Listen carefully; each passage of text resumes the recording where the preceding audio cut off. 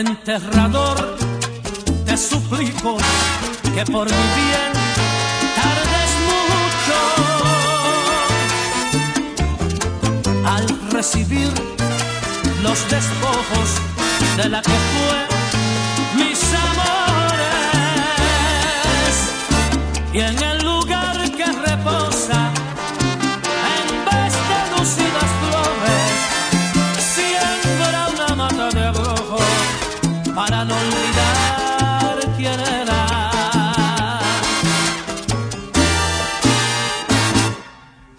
Luego en lugar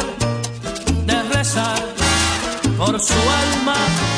un requiem, ruega que vaya al infierno y que el diablo